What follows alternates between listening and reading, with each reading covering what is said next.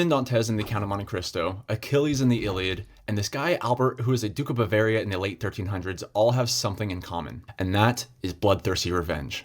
If you haven't heard of the Count of Monte Cristo or Achilles' story in the Iliad, then I suggest go looking them up. They're very famous, and there's actually these two really good movies that are depicting those stories. But here we're going to focus on a lesser known man, Albert I, the Duke of Bavaria, who is our follower Courtney's 10th great-grandfather. So Albert I was a Duke of Bavaria and a ruler of Holland in the late 1300s. His court in The Hague was famous at the time for wealth, power, and also scandal. One woman stood closest to him in this court, and her name was Alide van Polgeest. And because of just how close they were in public, there were many whispers that she was more than just an advisor. Now, during his time as the Count of Holland, there was a civil strife between the Hook and Cod people, which basically was the nobles and the burghers. Albert reportedly switched sides a couple of times during this conflict, which caused a lot of political strife and resentment towards Albert. And in 1392, when his alleged mistress, Alide, was outside of the palace gates, she would be ambushed and murdered. Now, her killers were supposedly nobles who reportedly hated her influence over Albert. And just like Achilles, who wanted to take the life of Hector for taking the life of Patroclus,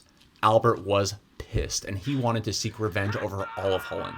Dozens of nobles were arrested, exiled, and even executed. Anyone tied to the murder, even only if by rumor, was hunted down. And so this vengeful purge by Albert terrified his enemies and helped contribute to the clearing out of the old noble class. Some saw Albert's revenge as justice, and others called it tyranny that was fueled by grief.